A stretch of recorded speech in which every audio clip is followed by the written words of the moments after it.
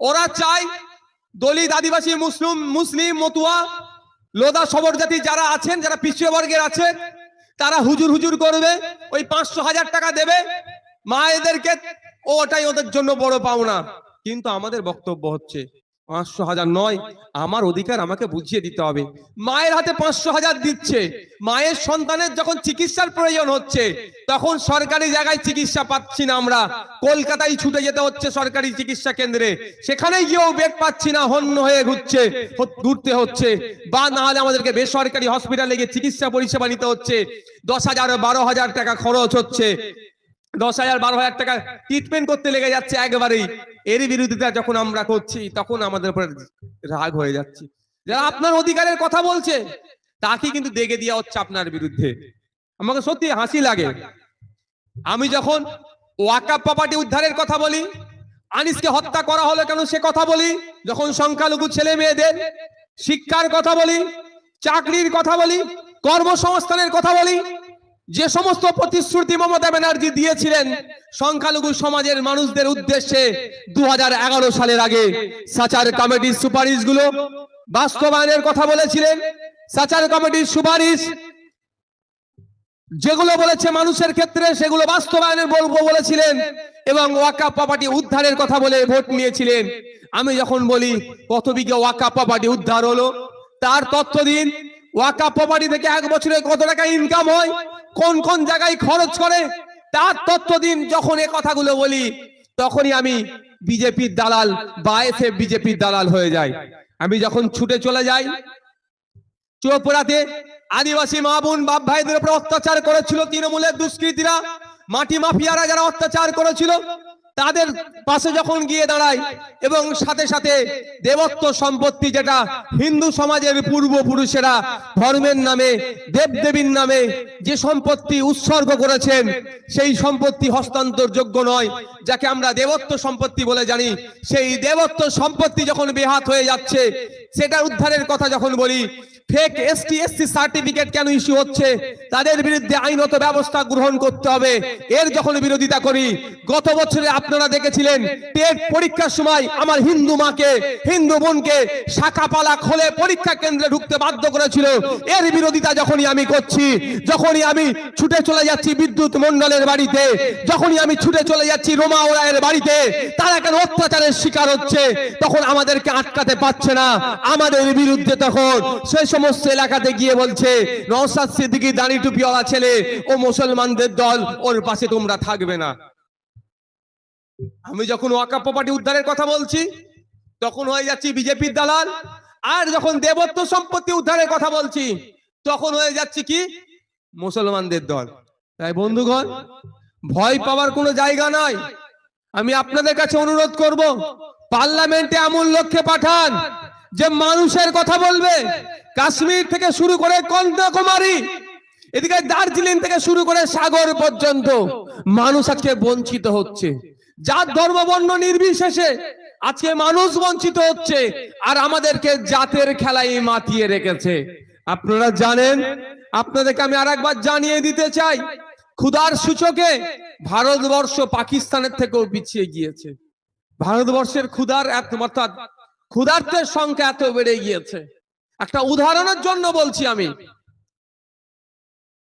100 জন যদি ক্ষুধার্ত থাকে, ভুখা থাকে, পার্সেন্টেজে কিন্তু 80 জন আমার হিন্দু সমাজের ভাই ক্ষুধার্ত আছে।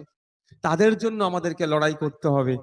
তাই বলবো, আগামী 2024 নির্বাচন আসছে, বসিরহাট থেকে আমরা এমন এক প্রার্থীকে জিতিয়ে পার্লামেন্টের মধ্যে পাঠাবো, যে মানুষের কথা বলবে, জাত ধর্ম বর্ণ নির্বিশেষে। একদিকে যেমন ওয়াকাফ প্রপার্টি নিয়ে কথা বলবে, দেবত্ব সম্পত্তি উদ্ধারের কথা বলবে, জলজমি জঙ্গলের যে আদিবাসীদের স্বাভাবিক অধিকার, সেই নিয়ে অধিকারের কথা বলবে, এক কথাই মানুষের অধিকার নিয়ে কথা বলবে, তাকে আমরা আগামী 2024 নির্বাচনে আইএসএফ এর পক্ষ থেকে জিতিয়ে পার্লামেন্টের মধ্যে পাঠাবো। কি আশা করতে পারি তো নাকি ভাই? আশা করতে পারি তো?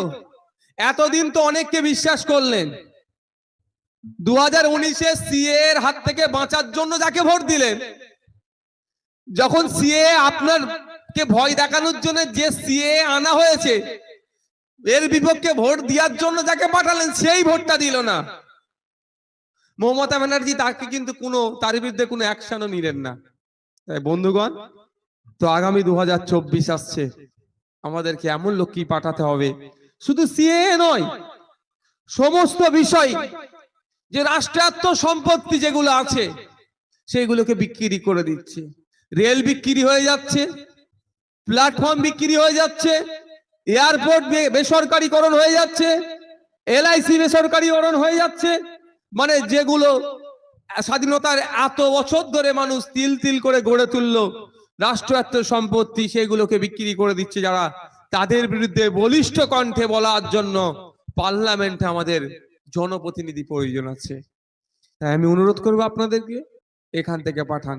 সাথে সাথে এটাও তৃণমূল বলতে পারে, দু একটা পাঠিয়ে লাভ কি হবে, এটা বলতে পারে ওরা। মানে ওদের এমন কোনো ফর্মুলা নাই মানুষকে বোকা বানানোর জন্য, সবটাই ওরা অ্যাপ্লাই করবে। উত্তর একটা দেবেন, দু একটাতেই কাফি আছে। পশ্চিমবাংলার বিধানসভাতে আমরা একটা পাঠিয়েছি, মমতা ব্যানার্জির ঘুম হারাম করে দিচ্ছে। বসিরহাট থেকে যদি আমরা পার্লামেন্টে পাঠাতে পারি কাউকে, মোদী বাবু নিশ্চিতভাবে নিশ্চিন্তার ঘুমাতে পারবেন না। বলতে হবে, বলার লোকের অভাব। কিন্তু আপনাদের কাছে অনুরোধ করব, যারা বলছে তাদেরকে সাথ দিন। যারা আপনার অধিকারের কথা বলছে তাকে কিন্তু দেগে দেওয়া হচ্ছে আপনার বিরুদ্ধে।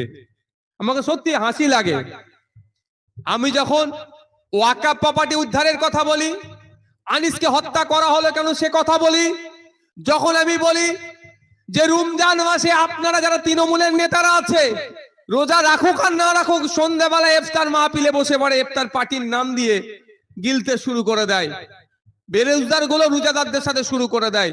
কিন্তু আমি বলি তখন এটাই, যে এই সারাদিন যিনি উপোসে ছিলেন, রোজায় ছিলেন, সন্ধ্যার সময় যেটা খাচ্ছে যে ফলটা, এমনি সময়ে ফলের থেকে দুগুণ তিনগুণ দাম বেড়ে যাচ্ছে।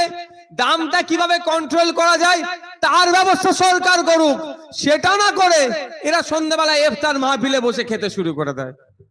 যখন এ কথাই বলি, যখন সংখ্যালঘু ছেলে মেয়েদের শিক্ষার কথা বলি, চাকরির কথা বলি, কর্মসংস্থানের কথা বলি, যে সমস্ত প্রতিশ্রুতি মমতা ব্যানার্জি দিয়েছিলেন সংখ্যালঘু সমাজের মানুষদের উদ্দেশ্যে 2011 সালের আগে, সাচার কমিটির সুপারিশগুলো বাস্তবায়নের কথা বলেছিলেন। সাচার কমিটির সুপারিশ যেগুলো বলেছে মানুষের ক্ষেত্রে সেগুলো বাস্তবায়নের বলবো বলেছিলেন, এবং ওয়াকাফ প্রপার্টি উদ্ধারের কথা বলে ভোট নিয়েছিলেন। আমি যখন বলি কত বিঘা ওয়াকাফ প্রপার্টি উদ্ধার হলো তার তথ্য দিন, ওয়াকাফ প্রপার্টি থেকে এক বছরে কত টাকা ইনকাম হয়, কোন কোন জায়গায় খরচ করে তার তথ্য দিন। যখন এই কথাগুলো বলি তখনই আমি বিজেপির দালাল বা এসএফ বিজেপির দালাল হয়ে যাই।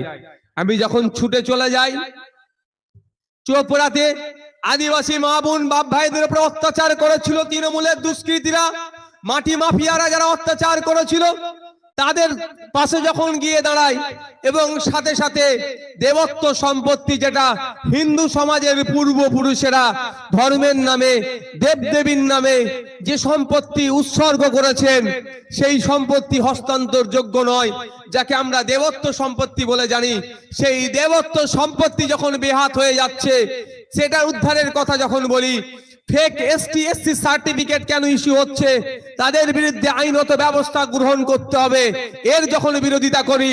গত বছরে আপনারা দেখেছিলেন টেট পরীক্ষার সময় আমার হিন্দু মাকে, হিন্দু বোনকে শাখাপালা খোলে পরীক্ষা কেন্দ্রে ঢুকতে বাধ্য করেছিল, এর বিরোধিতা যখনই আমি করছি, যখনই আমি ছুটে চলে যাচ্ছি বিদ্যুৎ মন্ডলের বাড়িতে, যখনই আমি ছুটে চলে যাচ্ছি রোমা ওরায়ের বাড়িতে, তারা কেন অত্যাচারের শিকার হচ্ছে, তখন আমাদেরকে আটকাতে পারছে না। আমাদের বিরুদ্ধে তখন সেই সমস্ত এলাকাতে গিয়ে বলছে নওশাদ সিদ্দিকী দাড়ি টুপিওয়ালা ছেলে, ও মুসলমানদের দল, ওর পাশে তোমরা থাকবে না। আমি যখন ওয়াকাফ প্রপার্টি উদ্ধারের কথা বলছি তখন হয়ে যাচ্ছি বিজেপির দালাল, আর যখন দেবত্ব সম্পত্তি উদ্ধারের কথা বলছি তখন হয়ে যাচ্ছি কি মুসলমানদের দল। যাব কোথায়, যাব কোথায় ভাই? বলা কি ছেড়ে দেবো ওদের জন্য? বলা ছেড়ে দেবো? বলা ছাড়ার কোনো জায়গা নাই। আপনারা জানেন 21শে জানুয়ারি আসলে 1 বছর পূর্ণ হবে। আমাদেরকে জেলে রেখেছিল, বিশ্বজিৎ দাকেও রেখেছিল। আমাদের উপরে যে মানসিক অত্যাচার করা হয়েছিল আপনারা শুনলে অবাক হয়ে যাবেন। কোন সময় বলার আসলে বলবো, তবে কি খাইয়েছে দাইয়েছে, খাওয়া দাওয়াতে আমার তো ঘ্যান ঘ্যানানি নাই। মানুষের অধিকারের লড়াই এসেছি। একবেলা খালি পেটে থাকলে হয় থেকে যাব কোনো ব্যাপার নয়, 1 মাস রোজাই থাকি আমরা। ও 1 মাস উপোস থাকলে আমাদের কোনো সমস্যা হবে না। ও আমাদেরকে না খাইয়ে রাখলে আমাদেরকে লড়াই থেকে পিছপা করতে পারবে না। কিন্তু আমাদেরকে কেন জেলে রেখেছে, কারণটা কি? আমাদেরকে জেলে রাখার কারণটাই হচ্ছে আমরা আপনাদেরকে আপনার অধিকার সম্পর্কে সচেতন করছি। ওই কাগে কান নিয়ে চলে গিয়েছে, কাগের দিকে না তাকিয়ে কানের দিকে হাত দেওয়ার কথা বলছে। এটাই মমতা ব্যানার্জি বা তৃণমূল কংগ্রেসের গোসা হয়ে যাচ্ছে। ওরা চায় দলিত, আদিবাসী, মুসলিম, মতুয়া, লোদা, সবর জাতি যারা আছেন, যারা পিছিয়ে বর্গের আছে, তারা হুজুর হুজুর করবে, ওই 500,000 টাকা দেবে মায়েদেরকে, ওটাই ওদের জন্য বড় পাওনা। কিন্তু আমাদের বক্তব্য হচ্ছে 500,000 নয়, আমার অধিকার আমাকে বুঝিয়ে দিতে হবে।